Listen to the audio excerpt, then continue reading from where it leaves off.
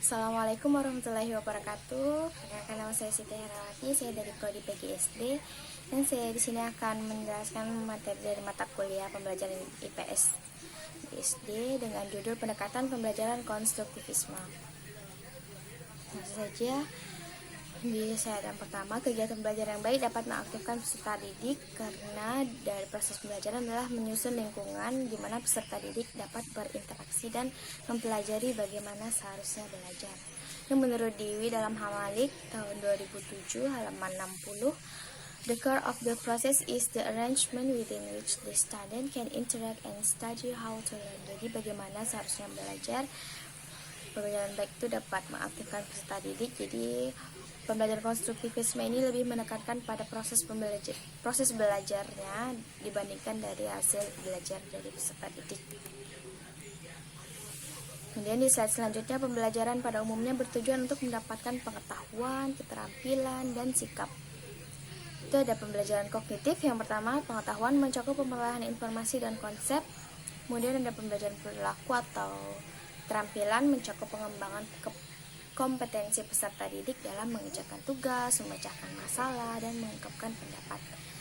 Kemudian ada pun pembelajaran afektif atau sikap mencakup pengkajian dan penjelasan tentang perasaan dan preferensi.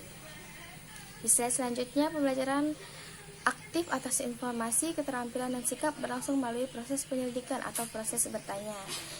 Peserta didik dikondisikan dalam proses mencari atau aktif, bukan sekedar menerima atau pasif.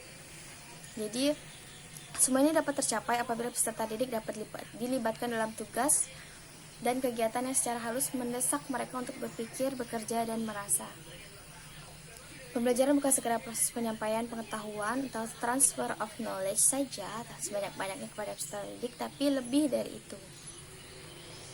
Kemudian di slide selanjutnya, teori belajar yang mendukung pendekatan konstruktivisme. Menurut paham konstruktivisme, pengetahuan merupakan hasil bentukan sendiri. Untuk terjadinya konstruksi pengetahuan ada beberapa kemampuan yang harus dimiliki siswa, terlain kemampuan mengingat dan mengungkapkan kembali pengalaman, kemampuan membandingkan, kemampuan keputusan mengenai persamaan dan perbedaan, dan yang terakhir ada kemampuan untuk lebih menyukai pengalaman yang satu daripada yang lainnya. Jadi inti dari konstruktivisme ini ada melalui beberapa teori pembelajaran, teori belajar. Itu yang pertama ada teori belajar konsep, teori belajar perubahan konsep. Kemudian yang kedua ada teori belajar bermakna Ausubel, teori bermakna belajar Brunner, dan teori belajar skemata. Ini satu persatu akan saya jelaskan. Yang pertama itu ada teori belajar perubahan konsep. Teori belajar perubahan konsep ini merupakan suatu teori belajar yang menjelaskan adanya proses evolusi pemahaman konsep siswa dari siswa yang sedang belajar. Jadi pada mulanya siswa itu memahami sesuatu secara spontan atau belum sempurna. Jadi menurut Suparno tahun 1997 halaman 50 sampai 51, agar terjadi perubahan radikal atau akomodasi dibutuhkan beberapa keadaan dan syarat-syarat. Syarat-syaratnya ada di sebelahnya ya, teman-teman bisa lihat. Yang pertama itu harus ada ketidakpuasan terhadap konsep yang telah ada. Kemudian yang kedua, konsep yang baru harus dapat dimengerti, rasional, dan dapat memecahkan persoalan atau fenomena yang baru. Ketiga, konsep yang baru harus masuk akal. Dan yang terakhir, konsep baru harus berdaya guna bagi perkembangan penelitian dan penemuan yang baru. Jadi harus lebih baik dari pengetahuan atau penelitian sebelumnya. Yang kedua, teori belajar bermakna Ausubel. David Ausubel terkenal dengan teori belajarnya yang disebut dengan teori belajar bermakna atau meaningful learning. Belajar bermakna adalah suatu proses di mana informasi baru dihubungkan dengan struktur pengertian yang sudah dipunyai seseorang yang sedang belajar. Kedekatan belajar bermakna Ausubel dengan konstruktivisme itu keduanya menekankan pentingnya pengasosiasian pengalaman, fenomena, dan fakta-fakta baru ke dalam sistem pengertian yang telah dimiliki. Keduanya menekankan pentingnya asimilasi pengalaman baru ke dalam konsep atau pengertian yang sudah dimiliki siswa, dan keduanya mengasumsikan adanya keaktifan siswa dalam belajar. Jadi bukan dari hasil belajarnya, melainkan dari proses belajarnya. Selanjutnya, teori belajar Brunner. Menurut Brunner, pembelajaran adalah proses yang aktif di mana pelajar membina ide baru berasaskan pengetahuan yang lampau atau pengetahuan yang telah dimiliki oleh peserta didik tersebut. Brunner dalam Nur tahun 2000 halaman 10 menyatakan bahwa mengajarkan suatu bahan kajian kepada siswa adalah untuk membuat siswa berpikir untuk diri mereka sendiri dan turut mengambil bagian dalam proses mendapatkan pengetahuan. Dalam pandangan teori belajar Brunner berkeyakinan bahwa yang belajar akan berjalan dengan baik dan kreatif jika guru memberikan kesempatan kepada siswa untuk menemukan suatu konsep, teori, aturan, atau pemahaman melalui contoh-contoh yang ia jumpai dalam kehidupannya. Kemudian yang terakhir ada teori skemata. Skemata adalah abstraksi mental seseorang yang digunakan untuk mengerti suatu hal, menemukan jalan keluar, atau memecahkan persoalan. Menurut teori skemata adalah belajar menurut teori skemanya adalah mengubah skema. Dalam proses belajar, siswa mengadakan perubahan skemanya, baik dengan menambah atribut, memperluas, ataupun mengubah skema lama. Kemudian ada implementasi pendekatan konstruktivisme dalam pembelajaran IPS. Salah satu prinsip paling penting dari psikologi pendidikan adalah guru tidak hanya semata-mata memberikan pengetahuan kepada siswa.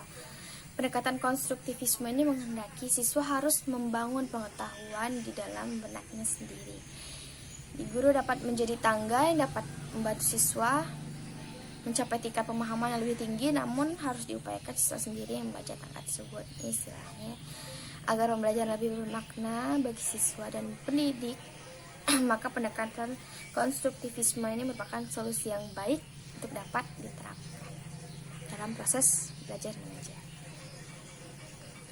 Kemudian sebagai gambaran ini ada perbedaannya antara pembelajaran tradisional atau behavioristik dan pembelajaran konstruktivisme.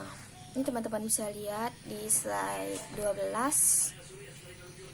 perbedaan antara behaviorisme dan konstruktivisme. Ini ada 11 ya perbedaannya. Sebagai satu-satu. Yang pertama itu kalau behaviorisme, kurikulum disajikan dari bagian-bagian menuju keseluruhan dengan menekankan pada keterampilan dasar. Sedangkan konstruktivisme, kurikulum disajikan mulai dari keseluruhan menuju ke bagian-bagian dan lebih mendekatkan kepada konsep-konsep yang lebih luas. Kemudian yang kedua, pembelajaran sangat taat pada kurikulum yang telah ditetapkan di behaviorisme. Kalau konstruktivisme ini pembelajaran lebih menghargai pada pemunculan pertanyaan dan ide-ide dari siswa. Kemudian yang ketiga, kegiatan kurikuler lebih banyak mengandalkan pada buku teks dan buku kerja. Tapi kalau konstruktivisme, itu kurikuler lebih banyak mengandalkan pada sumber-sumber data primer dan manipulasi bahan. Kemudian yang keempat, siswa dipandang sebagai kertas kosong atau tabula rasa yang dapat digoresi informasi oleh guru. Sedangkan konstruktivisme, siswa dipandang sebagai pemikir-pemikir yang dapat memunculkan teori-teori tentang dirinya. Dan behaviorisme itu yang kelima, penilaian hasil belajar atau pengetahuan siswa dipandang sebagai bagian dari pembelajaran dan biasanya dilakukan pada akhir pelajaran dengan cara testing. Kemudian kalau konstruktivisme ini pengukuran proses dan hasil belajar siswa terjadi di dalam kesatuan kegiatan pembelajaran dengan cara guru mengamati hal-hal yang sedang dilakukan siswa serta melalui tugas-tugas pekerjaan. Selanjutnya, siswa biasanya bekerja sendiri-sendiri tanpa ada grup proses dalam belajar. Ini pembelajaran behaviorisme. Sedangkan konstruktivisme, siswa-siswa banyak belajar dan bekerja di dalam grup. Kemudian yang ketujuh, memandang pengetahuan adalah objektif, pasti, tetap, dan tidak berubah. Pengetahuan telah terstruktur dengan rapi. Sedangkan konstruktivisme ini memandang pengetahuan adalah non-objektif, bersifat kontemporer, selalu berubah dan tidak menentu. Kemudian yang kedelapan, belajar adalah perolehan pengetahuan, adapun mengajar adalah memindahkan pengetahuan. Namun konstruktivisme ini beda. Dia belajar adalah penyusunan pengetahuan, adapun mengajar adalah mentata lingkungan agar siswa termotivasi dalam menggali makna. Kemudian yang kesembilan, kegagalan dalam menambah pengetahuan dikategorikan sebagai kesalahan yang perlu dihukum. Kalau konstruktivisme, kegiatan merupakan interpretasi yang berbeda yang perlu dihargai. Kemudian yang 10, dari behaviorisme, evaluasi menuntut satu jawaban benar. Namun dari konstruktivisme ini, evaluasi itu menggali munculnya berpikir divergen, pemecahan ganda, dan bukan hanya satu jawaban yang benar. Yang terakhir, evaluasi dipandang sebagai bagian terpisah dari kegiatan pembelajaran. Sedangkan konstruktivisme ini, evaluasi merupakan bagian utuh dari pembelajaran. Kemudian di slide yang terakhir, alasan lain perlunya pendekatan konstruktivisme ini adalah pengetahuan yang akan dimiliki siswa bermula dari keaktifan siswa untuk mencari dan menemukan informasi atau pengetahuan yang akan dimilikinya. Jadi konstruktivisme ini berawal dari pandangan kognitivisme. Kognitivisme lebih mementingkan proses belajar daripada hasil belajarnya. Pandangan kognitivisme menyatakan bahwa belajar merupakan suatu proses internal yang mencakup ingatan, pengolahan informasi, emosi, dan aspek kejiwaan lainnya, di mana pengetahuan yang diterima disesuaikan dengan struktur kognitif yang sudah dimiliki seseorang berdasarkan pengetahuan yang sudah ada sebelumnya. Sekian penjelasan dari saya. Materi selanjutnya akan diterangkan oleh teman saya. Assalamualaikum warahmatullahi wabarakatuh.